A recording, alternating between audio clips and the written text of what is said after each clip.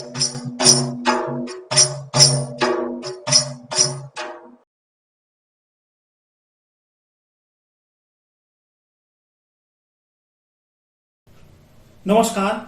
आप देख रहे हैं खबरों की दीवार सीजीवाल।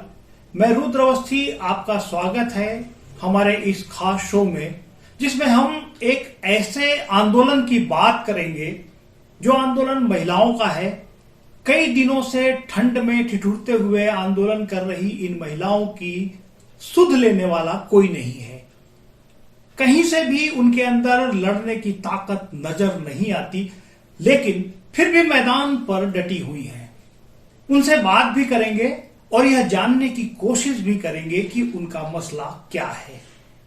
छत्तीसगढ़ की राजधानी रायपुर में एक जगह है बूढ़ा तालाब, जहां पर प्रदेश भर के लोग धरना प्रदर्शन करने आते हैं। इस जगह ने पिछले सालों में दिल्ली के जंतर मंतर जैसी पहचान बना ली है। अपनी मांगों को लेकर बूढ़ा तालाब के किनारे बने धरना स्थल पर पहुंचने वाले लोगों में जोश भी होता है और अपनी लड़ाई में जीत हासिल करने का भरोसा भी होता है। अब तक पता नहीं कितने ही लोग इस धरना स्थल से अपनी जीत का जश्न मनाकर लौटे होंगे, लेकिन इन दिनों इस जगह पर धरना दे रही इन महिलाओं के नसीब में अब तक जीत का जश्न नहीं लिख पाया है। उनके नसीब में यह भी नहीं लिखा है कि व्यवस्था के जिम्मेदार लोगों में से कोई उनका दर्द, उनकी तकलीफ और उनकी हालत के बारे में पूछने आए। बेदर्द वक्त ने इन्हें बेसहारा कर दिया है और बूढ़ा तालाब के किनारे बदहाली में धरना दे रही इन महिलाओं को अब तक कोई सहारा देने वाला नजर नहीं आ रहा है। उनकी बेहाली देखकर किसी का भी दिल पसीज उठेगा। तालाब के किनारे हाड़ कपा देने वाली ठंड के बीच धरना दे रही इन महिलाओं के पास टूटी हुई उम्मीदों के अलावा कुछ भी नहीं है। कोई कल्पना कर सकता है कि लोगों की मदद से जो मिल जाता है वही खाकर ये अपना पेट भरती हैं।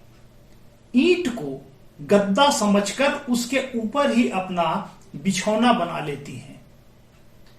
तरह तरह के खतरों के बीच करीब पखवाड़े भर का वक्त गुजार चुकी इन महिलाओं से बात करो तो लगता है कि उनके लिए यह कोई लड़ाई नहीं बल्कि एक गुहार है जिसे सुनने वाला कोई नहीं है। यह सब सुनने के बाद आपको भी यह जानने की उत्सुकता होगी कि ये महिलाएं कौन हैं और क्यों धरना दे रही हैं। एक लाइन में कहें तो ये दिवंगत पंचायत शिक्षकों के परिवार की महिलाएं हैं, जिन्होंने पंचायत शिक्षक अनुकंपा संघ बनाया है और अनुकंपा नियुक्ति की मांग को लेकर पिछले काफी समय से जूझ रही हैं। इनके दर्द को समझने के लिए कुछ पीछे लौटकर देखना होगा। अविभाजित मध्य प्रदेश के जमाने में 1998 के आसपास पंचायत के जरिए शिक्षकों की भर्ती शुरू हुई थी। तब से लेकर संविलियन के बाद तक शिक्षाकर्मी पंचायत शिक्षकों की भर्ती नीति जितनी विवादित, जितनी पेचीदा रही है, शायद सरकार के किसी विभाग का कोई सिस्टम इतना पेचीदा नहीं होगा। व्यवस्था की इन्हीं खामियों का खामियाजा पीड़ित और उनके परिजन आज भी भुगत रहे हैं। राजधानी रायपुर में छत्तीसगढ़ दिवंगत पंचायत शिक्षक अनुकंपा संघ के बैनर तले 6 दिसंबर से बूढ़ा तालाब में अनिश्चितकालीन प्रदर्शन चल रहा है। इसके पहले दिवंगत शिक्षक की विधवाओं और उनके पीड़ित परिजन ने जुलाई से सितंबर के महीने में लगभग 58 दिनों तक प्रदर्शन किया। तब मुख्यमंत्री भूपेश बघेल और उनकी टीम के कहने पर इनके लिए बनाई गई कमेटी की रिपोर्ट मंत्रालय के किसी दफ्तर की अलमारी में कहां खो गई है किसी को नहीं मालूम, और सरकार की ओर से इनको दिया गया भरोसा भी कुछ ऐसी ही हालत में कहीं खो गया है। अनुकंपा संघ से जुड़े लोग बताते हैं कि 2006 से 2018 के बीच जितने पंचायत शिक्षकों की मृत्यु हुई है, उनके परिजन को अब तक अनुकंपा नियुक्ति नहीं मिल पाई है। लेकिन यह जानकारी यह भी आई है कि इस दौर के कई पीड़ितों को पीछे के दरवाजे से नौकरी दे दी गई है। 1 जुलाई 2018 से पंचायत विभाग के शिक्षा कर्मियों का संविलियन स्कूल शिक्षा विभाग में नियमित कर्मचारी के रूप में किया गया तो शिक्षक समस्त शासकीय लाभ के भागीदार बन गए। हाल ही में कोरोना में बहुत से शिक्षकों की असमय मृत्यु होने पर आश्रितों को सरकार ने अनुकंपा नियुक्ति दे दी है। स्कूल शिक्षा विभाग में दिवंगत पंचायत शिक्षकों के आश्रितों को अनुकंपा नियुक्ति के लिए बीएड, डीएड और टेट परीक्षा पास करना जरूरी है। लेकिन विडंबना यह है कि 935 दिवंगत पंचायत शिक्षकों की विधवाओं और परिजन के पास यह काबिलियत नहीं है। इनका कहना है कि इस अनिवार्यता को खत्म किया जाना चाहिए। हमारे पास घर चलाने के लिए पैसे नहीं हैं, तो फिर बीएड, डीएड और टीईटी की परीक्षा कैसे पास कर सकते हैं। इस बारे में हमारे सहयोगी मनीष जायसवाल की मदद से बात हुई तो संगठन के पदाधिकारियों ने हमसे क्या कहा, आप भी सुनिए। मैं इस वक्त मौजूद हूं रायपुर के बूढ़ा तालाब के पास। यहां पर संविलियन से पूर्व जो शिक्षक थे उन्होंने अपना एक संगठन बनाया है, दिवंगत पंचायत शिक्षक अनुकंपा संघ। ये ऐसे लोग हैं जिनके परिजन, जिनके जो पति थे या जो भी इनके जो शिक्षक थे उनकी मृत्यु हो गई है संविलियन के पूर्व, लेकिन इनको अनुकंपा नियुक्ति अभी तक नहीं मिली है। तो यहां पर संगठन के से जुड़े हुए लोग बहुत ही बदहाल स्थिति में रह रहे हैं। इनका एक छोटा सा टेंट और शामियाना बना हुआ है अस्थाई, यहीं पर बनाते हैं, यहीं पर खाते हैं, यहीं पर रहते हैं। आइए इनसे चर्चा करते हैं। आप लोगों की मांग क्या है? सर, हमारी एक सूत्री मांग है सर, अनुकंपा नियुक्ति। दिवंगत पंचायत शिक्षक अनुकंपा संघ 21 जुलाई से सर 58 दिन धरना पर यहाँ पर बैठे थे और मुख्यमंत्री के निर्देश के द्वारा एक कमेटी गठित की गई थी वरिष्ठ अधिकारियों की, और वरिष्ठ अधिकारी 1 महीने में मुख्यमंत्री जी को रिपोर्ट सौंपने वाले थे। लेकिन अभी तक सर रिपोर्ट की कोई भी सकारात्मक निर्णय की पहल नहीं की गई। इसीलिए अनुकंपा संघ फिर से 6 दिसंबर से धरना पे बैठ गए हैं और अब हमारी एक ही सूत्री अनुकंपा नियुक्ति की मांग है सर। छोटी सी मांग है सर, मुख्यमंत्री जी चाहें तो वो कल ही कर सकते हैं, क्योंकि सर हम लोगों का जो जीवन है बहुत ही कठिनाइयों से चल रहा है और हम यहाँ धरना में यहीं पर हम सो रहे हैं, यहीं पर खाना बना रहे हैं और सर हम लोग दक्षिणा जो हमको देते हैं हम उन्हीं से अपना हमारा जीवन अभी चल रहा है। यहाँ पर छोटे छोटे बच्चे हैं, ठंडी बहुत है सर, और यहाँ पर मच्छर इतने हैं कि किसी की भी तबीयत खराब हो सकती है, डेंगू का शिकार हो सकते हैं। इतनी परेशानी आ रही है सर, फिर भी सरकार को कोई भी सरकार हमारे तरफ किसी भी तरह की पहल नहीं कर रही है। मैं माननीय मुख्यमंत्री जी से निवेदन करना चाहूंगी कि ये कैसा न्याय है मुख्यमंत्री जी। एक तरफ आप नारियों का सम्मान की बात करते हो, दूसरी तरफ आपकी ही बहू बेटियां रोड पर बैठी है अपनी मांग के लिए।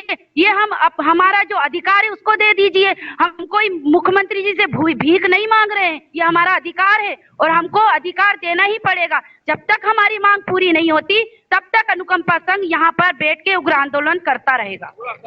आप लोगों की संख्या कितनी है? कितने शिक्षक हैं जो दिवंगत हुए हैं और उनके परिवार वालों को अनुकंपा नियुक्ति की मांग आप लोग कर रहे हैं? सर, मैं कहना चाहूंगी सिविलियन के पूर्व वाले हैं और हमारी ज्यादा से ज्यादा नहीं है सर, हम लोग 1000 के आसपास हैं और सर सब क्वालिफाइड है।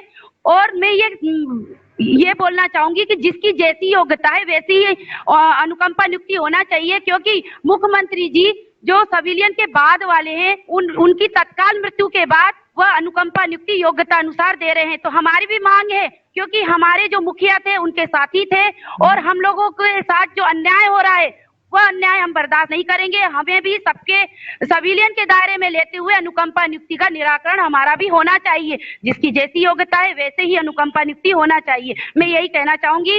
माधुरी मृगे, प्रदेश अध्यक्ष अनुकंपा संघ, जिला राजनांदगांव। प्रदर्शनकारी महिलाओं का कहना है कि सरकार की तरफ से तय किए गए मापदंड काफी कठिन है, जिसकी वजह से उन्हें आज तक अनुकंपा नियुक्ति नहीं मिल पाई है। दिवंगत पंचायत शिक्षक के आश्रित परिवार यह भी कहते हैं कि हर साल 23 जून को अंतर्राष्ट्रीय विधवा दिवस मनाया जाता है, जो समाज सुधार की बड़ी बड़ी बातों के बीच ऐसे ही गुजर जाता है। इनकी बात कभी नहीं सुनी जाती। सरकारी मुलाजिम पति की असमय मृत्यु हो जाने के बाद विधवाओं के प्रति सत्ता का नजरिया बदलता जाता है। जब डॉक्टर रमन सिंह मुख्यमंत्री हुआ करते थे, पंचायत शिक्षक की विधवाओं की अनुकंप नियुक्ति का मसला उन्हें मालूम था। उनके संज्ञान में भी यह मुद्दा लाया गया था। पंचायत शिक्षकों के संविलियन के बाद शिक्षकों की ओर से किए जा रहे संविलियन सम्मान समारोह में बहुत से दिवंगत शिक्षकों के परिजन इस आस के साथ जमा हुए थे कि डॉक्टर रमन सिंह कोई बड़ी घोषणा कर सकते हैं। ठीक उसी दिन इंडोर स्टेडियम के कुछ दूर बूढ़ा तालाब मैदान में सहायक शिक्षकों का एक धड़ा 8 वर्ष का बंधन हटाकर संविलियन करने, सहायक शिक्षकों की वेतन विसंगति दूर करने के लिए सरकार के खिलाफ हल्ला बोल शुरू कर चुका था। सरकार जिंदाबाद और हमारी मांगे पूरी करो जैसी नारेबाजी के बीच दिवंगत पंचायत शिक्षक अनुकंपा की घोषणा रुक गई, या फिर विधवाओं और इसके पीड़ित पक्ष के लिए अनुकंपा के लिए कोई योजना बनी ही नहीं थी। इसका जवाब उस समय के मुख्यमंत्री या पंचायत मंत्री ही दे सकते हैं। बहरहाल 6 दिसंबर से बूढ़ा तालाब में अनिश्चितकालीन प्रदर्शन कर रहे छत्तीसगढ़ दिवंगत पंचायत शिक्षक अनुकंपा संघ को धरना स्थल में समर्थन देकर पूर्व मुख्यमंत्री की हैसियत से डॉक्टर रमन सिंह ने अब यह मैसेज देने की कोशिश की है कि वे उनके साथ हैं। लेकिन बेबस महिलाओं का यह जमावड़ा अब तक उन लोगों का बेसब्री से इंतजार कर रहा है जो फिलहाल सत्ता की कमान संभाले हुए हैं। यह इंतजार कब पूरा होगा यह कोई नहीं जानता। इस शो में बस इतना ही। चलते चलते आपसे एक गुजारिश है कि अगर आपको हमारी यह कोशिश पसंद आए तो कृपया हमारा YouTube चैनल सब्सक्राइब कर इसे अपने दोस्तों के बीच शेयर भी कीजिए, जिससे टीम सीजीवाल का हौसला बना रहे। अगले शो में फिर होगी मुलाकात। नमस्कार।